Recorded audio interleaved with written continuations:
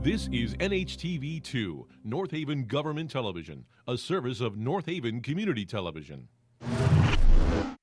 The following program is brought to you through the support of the town of North Haven. Well, good evening, everyone, and welcome to our February Board of Selectmen meeting. I'm Mike Frieda, North Haven's first selectman, joined by our second selectman, Mr. William Piper, and our third selectman, Mr. David Cohen. Thank you for joining us. I'd like to ask everyone to stand for our Pledge of Allegiance. I pledge allegiance to the flag of the United States of America and to the republic for which it stands, one nation, under God, indivisible, with liberty and justice for all. Thank you. Item number 2, are there any comments to this evening's agenda? Seeing none, we'll move to item number 3, the approval of the minutes of the January Board of Selectmen meeting. Is there a motion? I'll motion to approve the minutes from January 8th, 2026. I second. We have a motion and a second. Any other discussion? Hearing none, we'll call for that vote. All those in favor? Aye. Thank you. Item number 4. This is an overview. There's no slides on this. I want to just take you through a couple of things that I think are very important. And I'm sure David and Bill, they want to offer some perspective also. So we last year came off a reval that was a 39.5% increase in property values. Every mayor and first selectman across the state, and I know a lot of them, who went through reval all had these astronomical property values. So in our case, we dropped the mill rate about 5.2 mils, and we still had a significant tax increase. In my personal case, I ended up paying $1,777 more in taxes last year, even though we dropped the mill rate to 5.2 mils. Yesterday we were up in Hartford. I met with the governor. Today I was out with the Senate today with other mayors talking about the onerous aspect of property taxes and what can we do, how do we address this? Because all of us are going through this right now. Here's where we are right now. With all the requests that have come in from the department heads, we sit right now at a mill rate increase of 3.42 mils. And as I said to the department heads today, there's absolutely no way we could sell that to the public. Can't even present it to the public. That's the wish list. That's people that are needed in each department. That also includes non-discretionary funding, like, as an example, health insurance costs that are skyrocketing for the employees. So that's the bad news.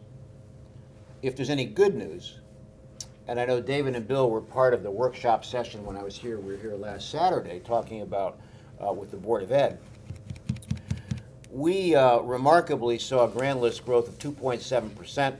And when I say remarkably, because coming off a 39.5% property value revaluation increase, there were appeals, people appealing their values. That comes off the grand list. So we netted out with about $3.3 million more in incremental revenue from the grand list growth. So when you apply the grand list growth to the total expenditures that have been asked for by all the department heads, police, fire, public works, streets and roads, every single department, when we apply the 3.3 million against that spending, we're still at a 2.57 mill rate increase, going from 3.42 to 2.57. We can never sell that to the public. So where we're at is, I've asked the department heads to come back, redo their budgets before we go to the meeting. In my personal opinion, I'd be happy to really hear David's opinion and Bill. Coming off last year's mill rate increase, about 1.94, I don't think anything more than a third of the mill, 0.33, is what the public would accept. Because as you know, in this form of government, it's not a council form of government where 7 people or 9 people make the decision. It's the public. I present to the public. And so to get to 0.33 requires some significant re-engineering of the department heads' requests. Here we are now on February 5th.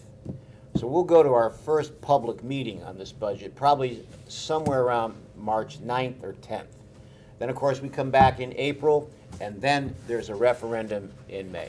So we've got to do some retooling, I call it re-engineering, to bring this down, because I don't think that, it's not that I don't think, I know we're not going to be able to pass that budget at those mill rate potential increases.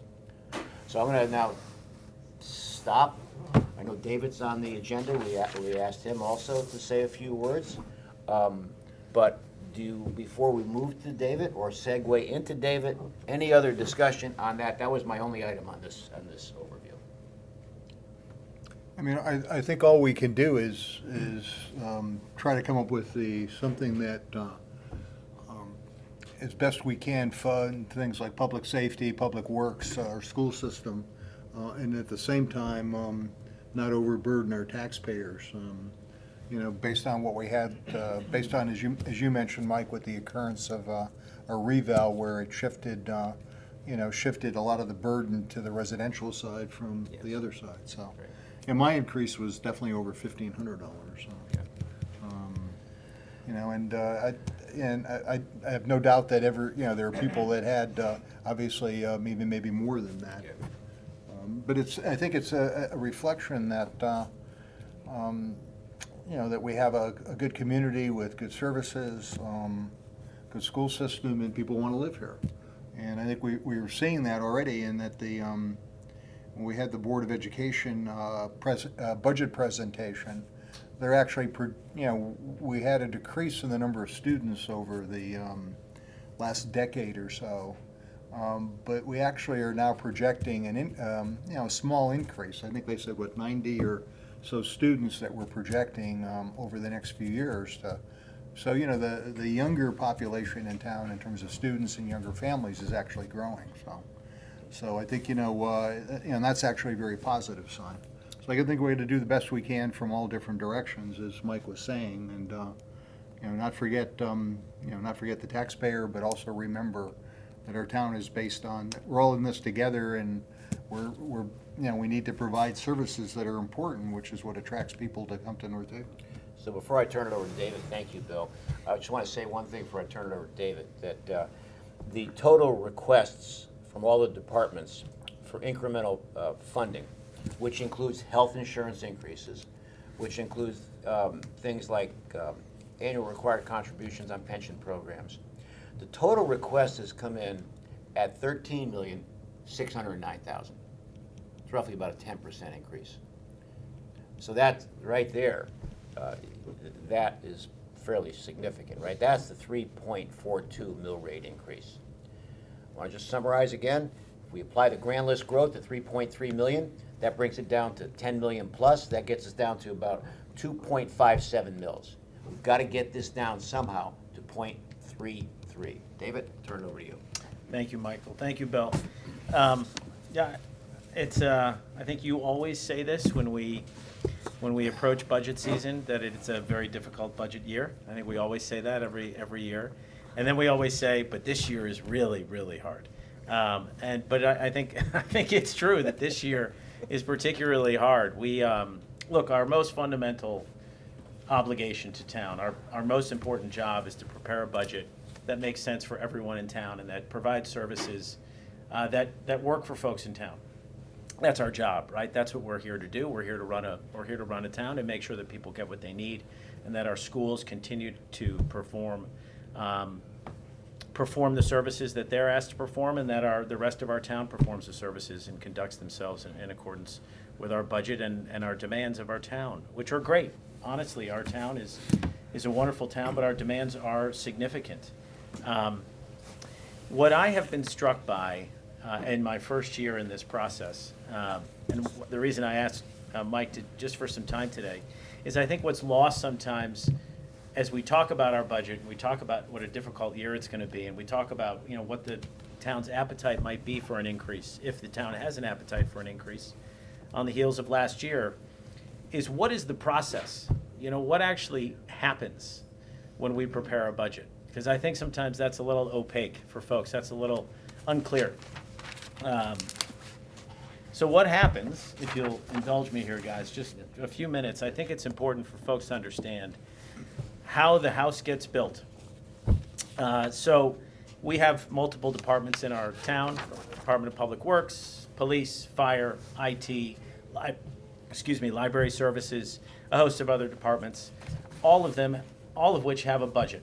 And what they each do is they each prepare line by line, block by block, a budget for this year, or whatever year we're talking about, and they come and they present that budget after they sit together and discuss amongst themselves what they think they need that year, from personnel to equipment to IT to anything really that would go into them running whatever they need to run for our town. And then they present line by line what they need to the Board of Finance. And they have what are called workshops. And Bill and I and Michael have been at all these workshops. Michael sits on the Board of Finance, and Bill and I have sat through all these workshops for every one of these departments in town. And I'm leaving out the Board of Ed for a reason. I'll get to the Board of Ed, I promise, because the Board of Ed is a bit of a beast, and we'll get there in a minute. And they have a different process. So each time, each one of these departments comes and presents what their budget's going to be for the year. And then the Board of Finance, line by line, block by block, goes through each one of those requests, asks questions, scrutinizes different numbers, and really dives into, okay, what are they asking for? Do we need that? Is that a need? Is that a want? Is that discretionary? Is that an obligation of ours because it's contractual? Which, as Michael described, a lot of our expenditures are contractual, are obligatory. And so they go through that with each and every single department in our town. And then they aggregate all of those numbers together after each one of those workshops, and they come up with a number. And then they take that number, and then the Board of Education shows up. And they say, all right, we've already done all that work. We've had our own workshops. We've done all of our line-by-line work. We've presented to our own Board of Education what we think we need to run our schools. And this is our number. So the difference, the distinction here, is that with each department in town, they build it block by block with the Board of Finance. But with the Board of Ed, it's already built. They come with a full number. They come after they've already had a full, robust discussion, many workshops on their side. And then they come to the Board of Finance and say, hey, here's our number. We've already worked this through. This is the number that we believe we need in order to run our schools.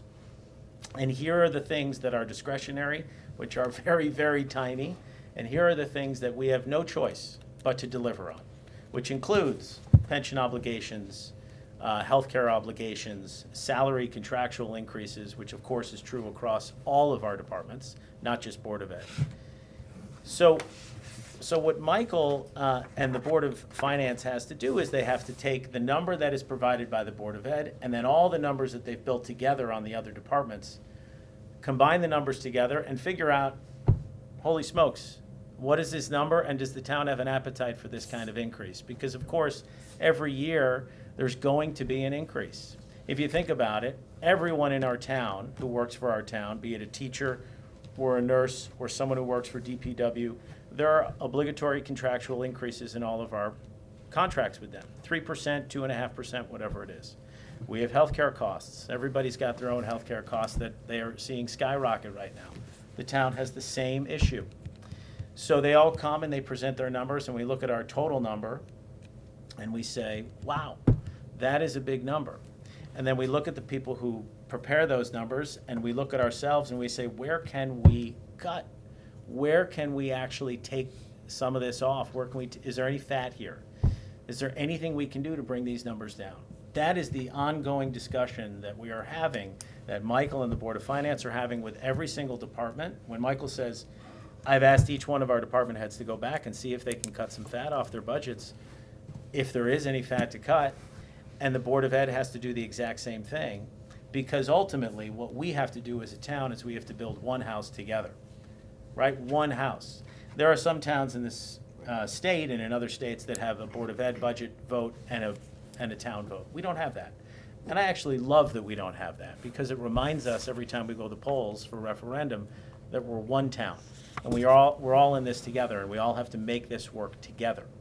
And so what each one of these departments is doing now is going back and scrutinizing their own budgets and coming to terms with the possibility of making some very challenging cuts. And they are, of course, going to try to make those cuts, if they are going to make those cuts, in ways that aren't going to impact our lives, student services, the roads, leaf pickup, which I know if we stopped leaf pickup, there would be pitchforks at Town Hall. You better be careful about that. But these are the kinds of questions that we have to ask ourselves, and these are the kinds of issues that we are faced with yet again, right? So, Michael, you asked me, do I think that the town has an appetite for an increase this year? I don't know. I don't know what the answer is. I think that in many ways, the answer is when we say to folks, here are the things that are going to change from this year to next year in terms of town services, we will then understand what people's appetites are, right? We will then understand if people can say, honestly, I'm okay with that. I'm okay with giving up that particular service in order to save some dollars on my tax bill. I'm okay with that. And how do we understand if folks are okay with that? We understand by the public meetings that we have, which we will have multiple ones. Yep. People showing up here, people showing up at the Board of Finance, the Board of Ed, to voice their particular concerns and opinions. But ultimately, it comes down to turnout. How many people show up and vote for this thing? Last year we had, I think, one of our largest turnouts ever, yes, 13%, right. But it was only 13%, right? We had one of our largest turnouts ever. Usually we get single digits. So I think the way that we can, I think, take the temperature of our residents here is, number one, make sure that folks are fully engaged in this process. You know, I've loved coming to these workshops. I have learned an immense amount. I don't think they're necessarily open to the public, but are they open to the public? They're open to the public to listen, yes. To listen, but no speaking. So it's on our website. You can always come and listen to these workshops. They're fascinating. First of all, you get to know the folks that work in your town. And second, you get to hear that what their challenges and concerns are, and you get to see the budget being built brick by brick. So that's first. Come and get engaged and see what's happening in our town. Two, come to those public meetings and make sure you show up and voice your opinion. And three, come out and vote. And then we'll actually understand what the appetite is in town. You know, whether or not we have an increase of 0.3, whether it's an increase of something more than that, I honestly don't know. I'm not in a position yet where I can say this is what we should do, because there's a lot of work left to do. That we still have to hear from several departments, and we have to see what folks come back with when Michael sends them back and says, go back to the drawing board. We need another shot at this. So I think that the process is really well done, and I think the folks who do these things, the heads of these departments, Michael, the Board of Finance, the Board of Ed, these are committed public servants who do a great job of making sure that our town continues to be a great town. And they do this work, for the most part, for free, other than the folks who actually work for the town. But the folks who sit on these boards, they're doing that out of the kindness of their heart. And they work so hard to put a budget together that actually they believe could pass in this town. And the folks that work for this town do an incredible job at their jobs. And this brings me to my other bullet point here that I did want to mention. And this comes back to kind of our budget and the types of costs that we do have and the kind of life that we want to live here. We just had a major snowstorm. It was a major snowstorm. I think Val told me last time we had something this big was 2013. It was before I moved here, but I was living in Queens, and I remember it was pretty big.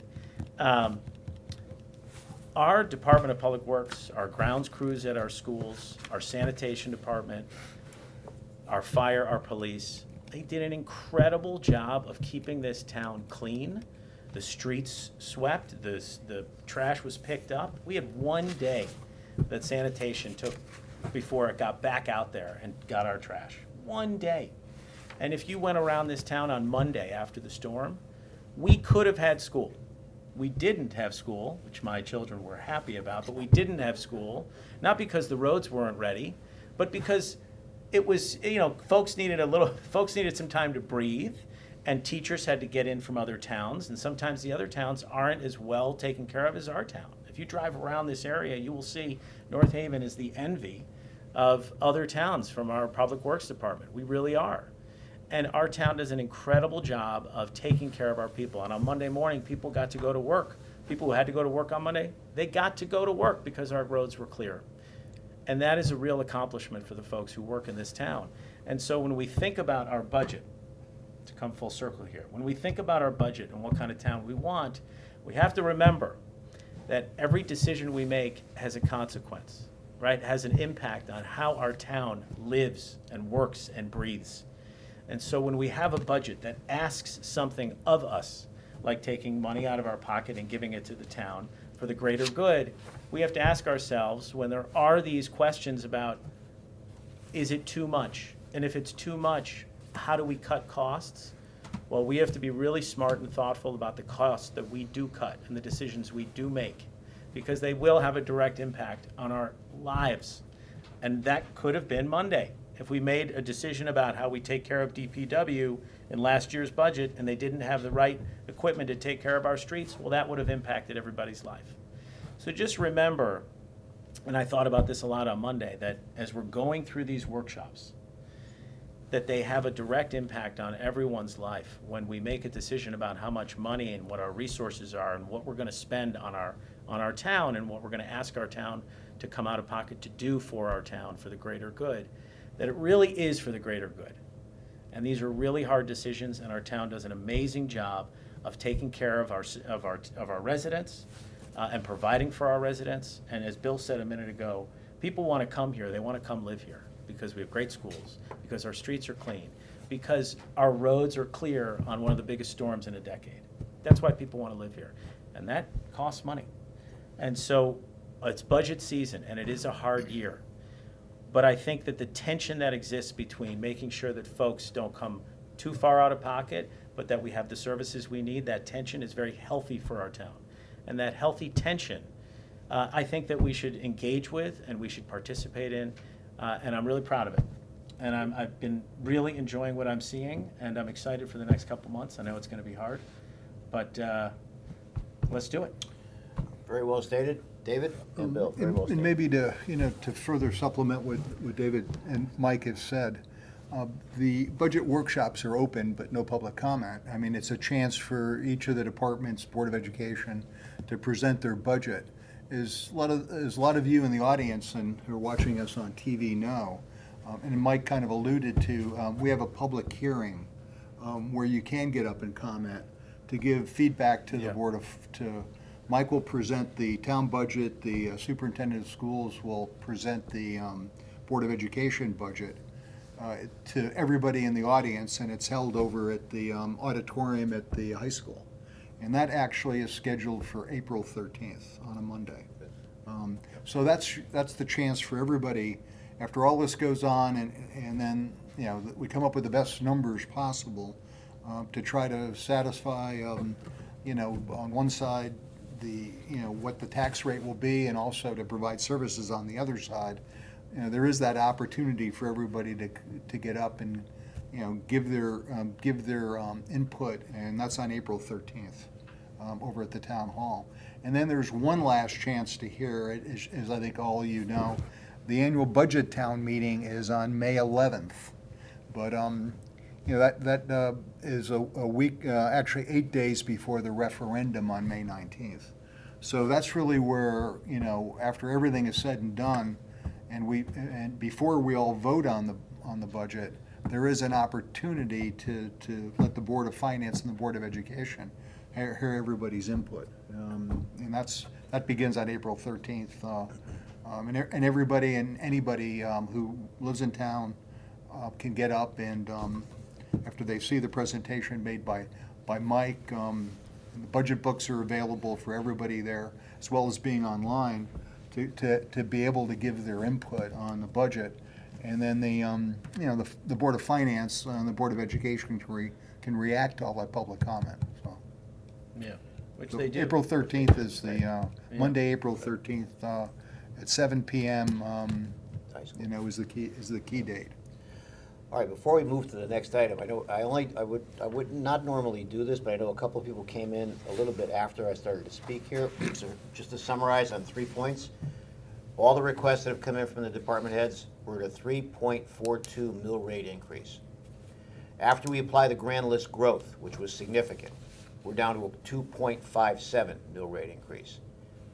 And we've got to work harder to get this down to a budget that the public would accept. So that's kind of the summarization. Thank you, David. Thank you, Bill. And we'll move on to the next item. Okay? Yes, All let's right. do it. All right. So, David, thank you for that. You were on item number 5. And now, let me just pull this out. On item number 6, this is an item that we're not going to address tonight. So we can move on to the next item. Item number 7, I'm going to turn it over now to David and to Bill. Sure. Bill, would you like to start? Please, be my guest, please. Sure. My eyes are a little blurry because I had procedure done, so I'll no- let you read the longer ones. No problem. Thank No you. problem. Number 7, to consider and act upon a resolution to reschedule and advertise for a public hearing for possible action on the Town of North Haven, Connecticut Automated Traffic Enforcement Safety Device, ATESD, Municipal Plan, prepared pursuant to Connecticut General Statute, Section 14-307E, to be held at the regular meeting of the Board of Selectmen on Thursday, March 5th, 2026, at 6:30 PM. Resolved that a public hearing for possible action on the Town of North Haven, Connecticut Automated Traffic Enforcement Safety Device, ATESD, Municipal Plan prepared pursuant to Connecticut General Statutes, Section 14-307E, shall be scheduled for and advertised to be held at the regular meeting of the Board of Selectmen on Thursday, March 5th, 2026, at 6:30 PM. Please note that a copy of the ATESD plan will be posted with the notice of public hearings in the town clerk's office and on the town website and on the Board of Selectmen's page at, I'm happy to read that. Do I need to read it? I don't know if you have to. Okay, if you'd like me to, I'm happy to. It's a long website, but you can find the posting there. Okay. So just to summarize, that we had a meeting back a couple of months ago on this. This is the next meeting to kind of finalize this. We are trying to move forward with these speed cameras. This is a problem all over the state of Connecticut, reckless driving, and this is what we're looking to do. And by the way, today in Hartford, meeting with all of my other mayor friends up there, a lot of people are getting involved with this and now moving forward, meaning the municipalities. So, all right, that's it. So I think it's important to just note that the ordinance did pass. Yes. We have the ordinance, but this is a component of the ordinance and the statute that we need to hold a public hearing. So the ordinance is right. passed, this is just more of a housekeeping item. yes, very good, Valerie. Thank you. Yeah. As the state sometimes does, they make things more difficult than they need to be. I can't imagine any municipality, any city or town not wanting to do this. All right, David, good job in reading that. Call for a motion. I'll, Okay. second Uh, that Motion. resolution. Yeah, okay. that, Motion David- to resolve. All right, any other discussion? We have a motion and a second. Hearing none, we'll call for that vote. All those in favor signify by saying aye. Aye. Thank you. Motion passes. Next. Next item on the agenda is to consider and act upon a resolution authorizing the sale and disposal of certain fire department vehicles. Resolved that the town of North Haven authorizes the auction and disposal of the following surplus fire department vehicles. The Director of Procurement and Administration, Rich Monaco, is authorized to determine acceptable bid offers and or take said equipment to alternate auction locations. All revenue received will be returned to the town's general fund. The two items are a 2008 Ferrara aerial ladder truck 2. I'm not going to read the VIN number. And then the 205 Explorer Fire Department SUV is the second one that is surplus. So I'll make a motion to regarding the sale of those two vehicles. Second. We have a motion and a second. In the discussion, I'd like to point out that the way this works is, whatever the sale price is, it goes back into the town general fund. So we have a motion and a second. Any other discussion? None. Hearing, yes. The one thing I would say, if folks are curious why we're getting rid of these trucks, truck 2 is the truck that was replaced by the new truck. Right. So if you drive by northeast across from Big Y, you'll see the truck sitting out there, and it's obviously not being used. So this is the one that we replaced over the last several meetings. We've been discussing this. So that's truck 2. That's very good. Yes. David's absolutely right. Okay, we have the motion, second. Any other discussion? All right, hearing none, we'll call for that vote. All those in favor? Aye. Motion passes. Next. Resignations and appointments. So we have 2, 1 reappointment and 1 appointment. Tonight, we're reappointment of Elio Floriano, 7 Lucy Court, North Haven, Connecticut, 06473, as the building official, retroactive to December 31st, 2022, for a 4-year term to expire December 31, 2026. An appointment of Jacqueline Ford, 570 Skiff Street, to the Board of Ethics for a 3-year term to expire 12/31/28. Okay. Should I- vote on those separately, please. Sure. Probably should do them separately, but that's okay. I'll second the reappointment of Elio regarding his position as the building official, retroactive December 31st, 2022. All right, we have a motion. Is there a second? A second. Just procedurally, just to let you know, Elio is a town employee of ours, but this is a procedure that he has to be reappointed as a building official. He's a certified building official. He's been with us, I think, about 20 years, and he's outstanding at what he does. So that's the motion. The second, the discussion. Any other comments? Hearing none, we'll call for that vote. All those in favor? Aye. Okay. Jacqueline.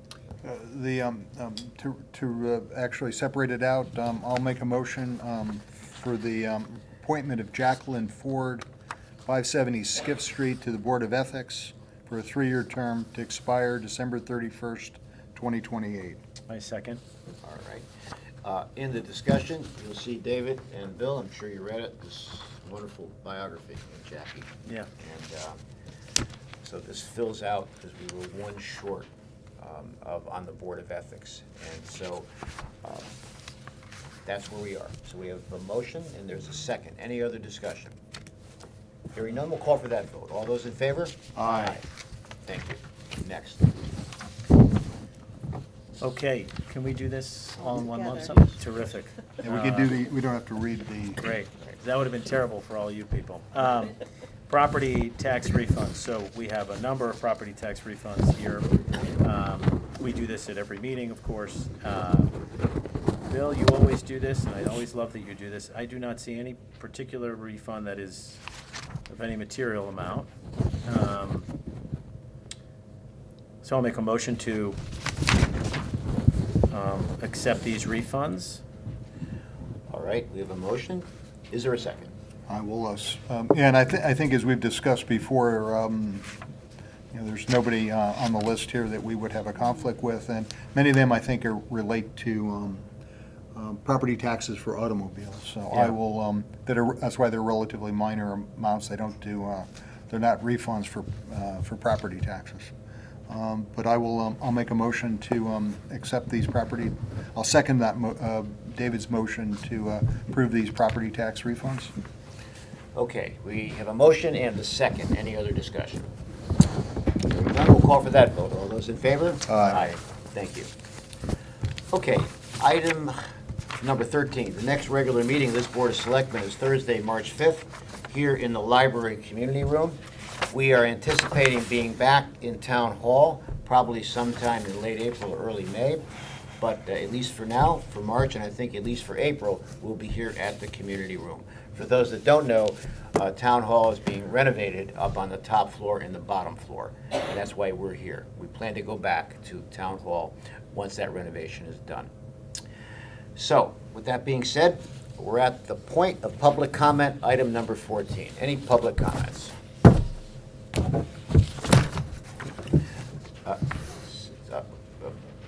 Mary White.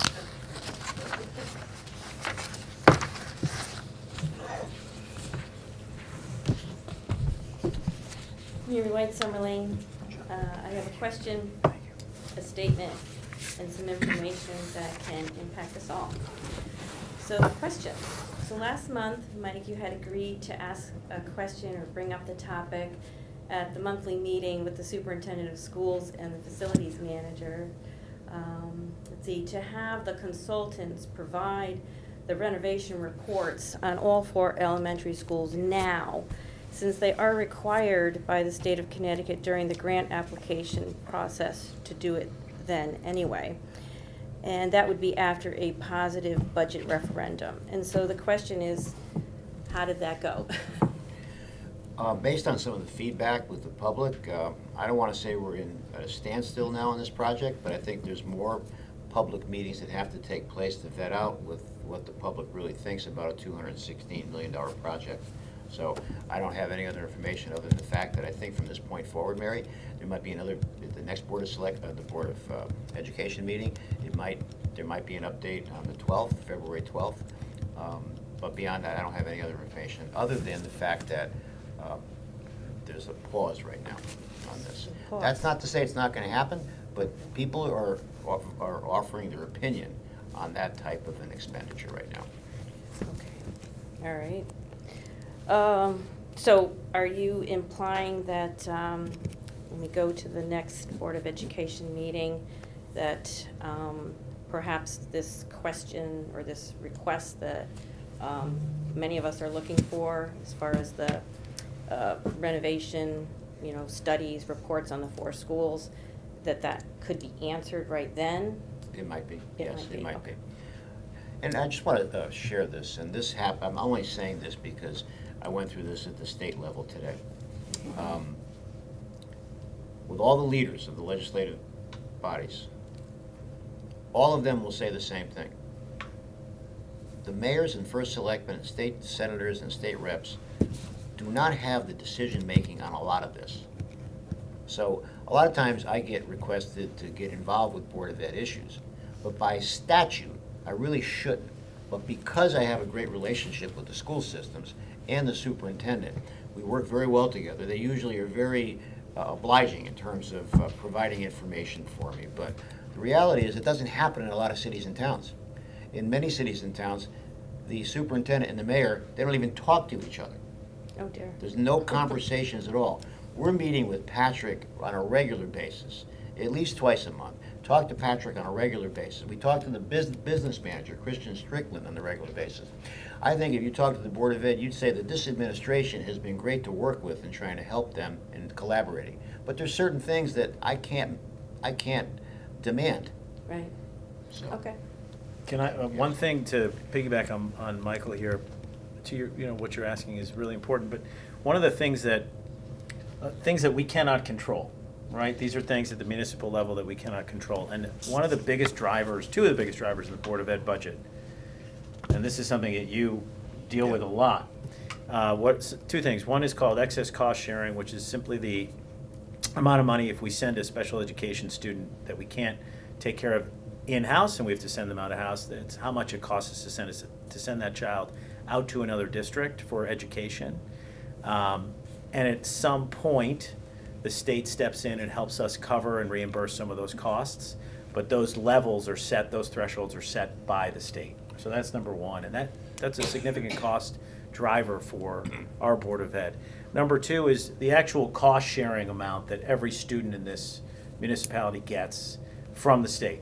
And because we are considered more of an affluent community, we have a very low percentage that we are getting from the state. So places, other urban centers get a lot more from the state, whereas our municipality gets a very small amount from the state. So most of our dollars in this town, but I think it's 87 or 87% or so.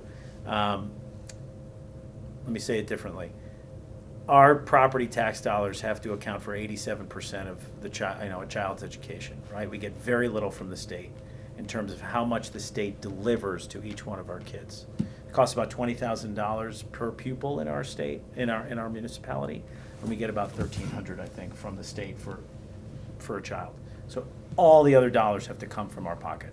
So these are the two things. So we're constantly looking to the state to say, hey, you got to help us here. Like, we are spending far too much money to educate our kids. We need some help. And we're spending too much money sending our kids out of district. If we can't take care of them here, we need some more additional help on reimbursement. And so Michael's constantly dealing with these issues up at the state level, but we don't have control over these numbers. And they are massive drivers of our Board of Ed budget.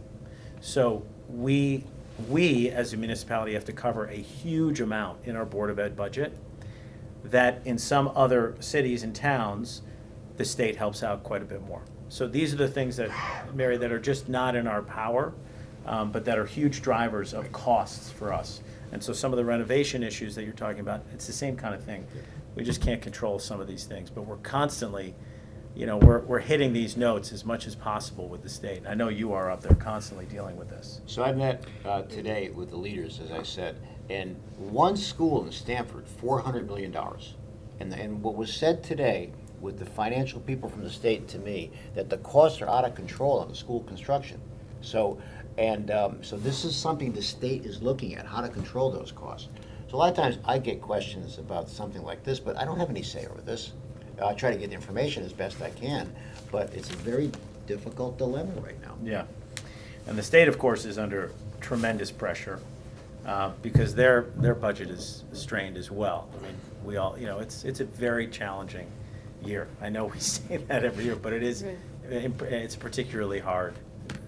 It's a hard bunch of circumstances that have come together. We're sorry to interrupt. Yeah, I'm Oh, sorry. no, that's okay. That's So okay. the other thing though is when you combine the town and the Board of Education budget, I think as many of you know, we actually have to fund, the town has to fund, we as residents have to fund 94% of our budget. That's how little, when you combine both budgets, that we actually get from the state. Yes. Because on the town side, we have payments and a payment in lieu of taxes for some not-for-profits like church in Quinnipiac and stuff like that, churches in Quinnipiac. But that's a very small reimbursement. And, so we're very much dependent on funding ourselves because the town is responsible for funding pretty much everything. When you put it together, and the state gives us very little in terms of their, in terms of the revenue they collect from us in terms of income tax and sales tax. So. Harry? Okay. So this is kind of related to the question. So members of boards and commissions have stated, I've asked them, have stated that the public's health and safety is the priority.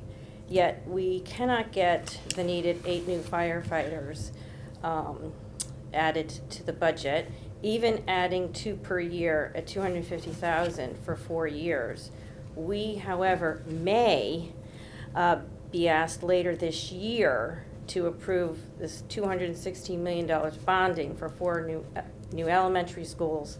And the consultant stated that equated to $14 million annual bond payment, and the Board of Finance chairman stated that when asked that would equate 3.5 mils, and that's without considering the budget at all. So that's my statement. Still advocating for public safety. Let's see. So last month, so here comes the information that could benefit us all. So last month I spoke about medical freedom relative to the extraordinary announcement of the new CDC childhood immunization schedule. So tonight, I would like to speak a little bit about food freedom relative to the extraordinary announcement in January, and that is the new food pyramid. So I obtained the information that I'm going to give you by going to hhs.gov, which is Health and Human Services, and from there, realfood.gov. So the theme of the new food pyramid is Eat Real Food, with emphasis on protein and vegetables. And so here is what the new food pyramid looks like. So it kind of looks like it's an opposite triangle there. I'll show everybody in case you all didn't see it. So that's what it looks like. Okay. So here are some specific guidelines. They include prioritizing protein at every meal, include a variety of animal sources, eggs, poultry, seafood, and red meat, in addition to plant source protein foods such as beans, peas, lentils, legumes, nuts, seeds, and soy. Eat fresh, frozen, dried, and canned fruits and vegetables, from beets to strawberries, carrots to apples, and focus on whole grains. We have to avoid highly processed foods. So avoid highly processed, packaged, prepared, ready to eat, or other foods that are salty or sweet, that have chemical additives, unhealthy fats, and refined carbohydrates. Avoid sugar, sweetened beverages such as soda, fruit drinks, and energy drinks. A reduction in highly processed foods. This approach can change the health trajectory of America. Avoiding added sugars. No amount of added sugars or non-nutritive sweeteners is recommended or considered part of a healthy or nutritious diet. And they call on parents to completely avoid added sugar for children aged 4 and under. Ending the war on healthy fats. Receive bulk of fat from whole food sources such as meats, poultry, eggs, omega-3 rich seafood, nuts, seeds, full-fat dairy, olives, and avocados. When cooking, use most nutrient-dense natural options with essential fatty acids such as olive oil. Heralding whole grains and avoiding refined carbohydrates. Prioritize fiber-rich whole grains and significantly reduce the consumption of highly processed refined carbohydrates such as white bread, ready-to-eat or packaged breakfast options, floral tortillas, and crackers, including diets lower in carbohydrates to manage chronic disease. This is science-based and common sense. With certain chronic diseases, healthier outcomes result when following a lower carbohydrate diet. And lastly, they have some recommended servings per day. So vegetables, they're saying 3 servings per day. Fruits, 2 servings per day. Whole grains, 2 to 4 servings per day. Let's see, we got healthy fats, dairy, protein, and protein target 0.54 to 0.73 grams per pound of body weight per day. There's a whole lot more information than just this, but I thought I would share it because we're all busy and we may have missed it. And I have a copy of the new pyramid for all of you, in case you're curious. Thank you, Mary. I have some work to do on the vegetables. Oh, yes, I think we all could make Thank it an improvement. Thanks, Mary. Thank you. I've seen this too, so.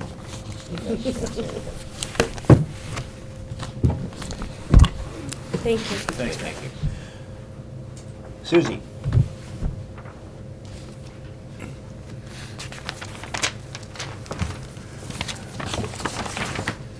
Sue Benvenuti, Bassett Road.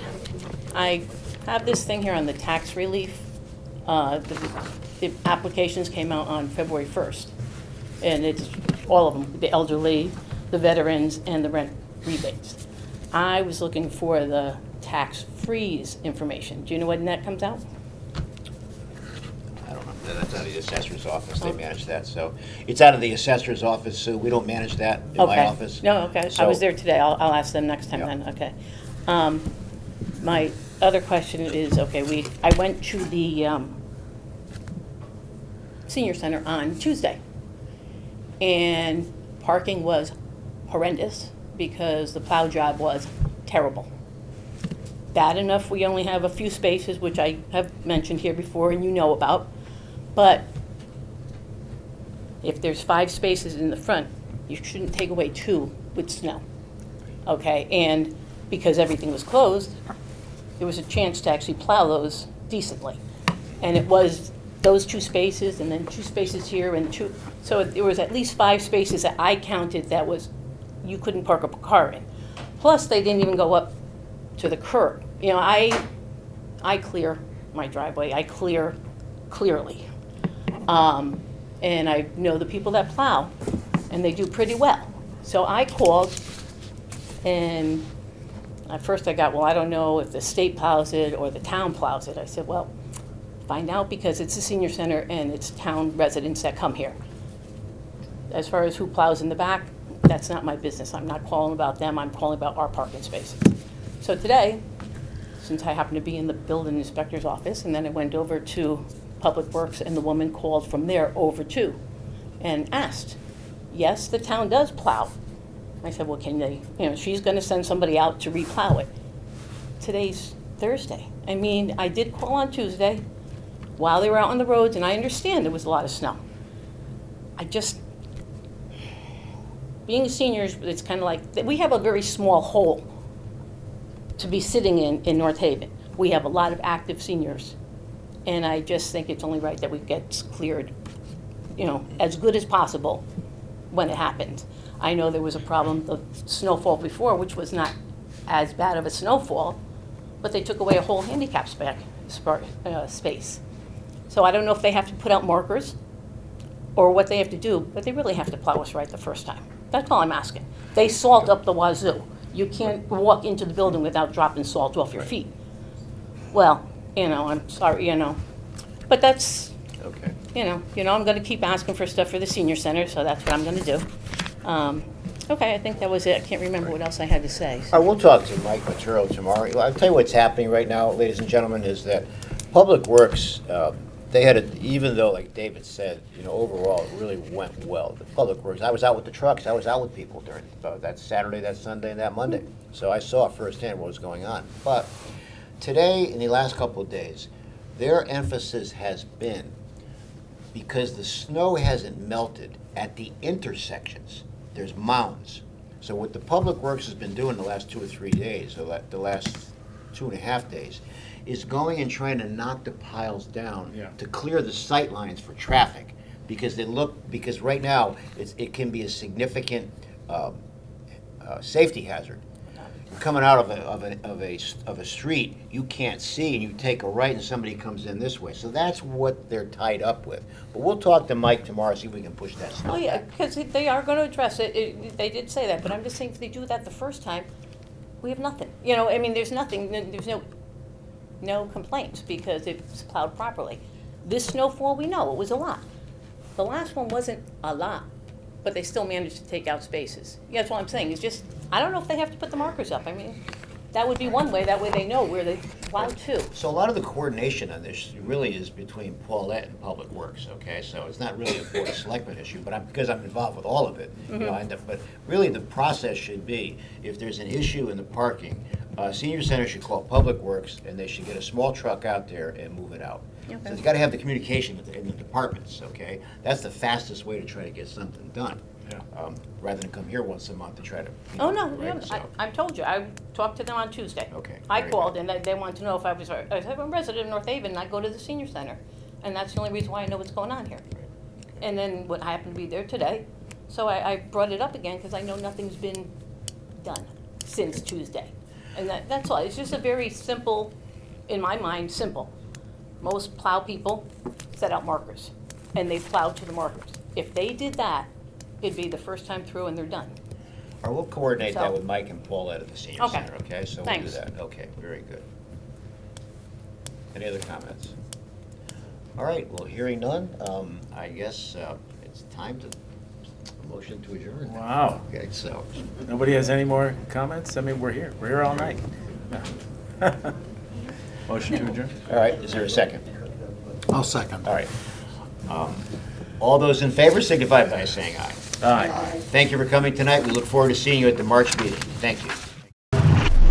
The preceding program is brought to you in part through a grant from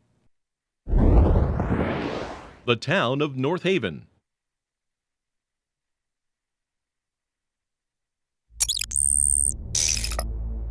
Watch town meetings or other videos on demand at nhtv.com.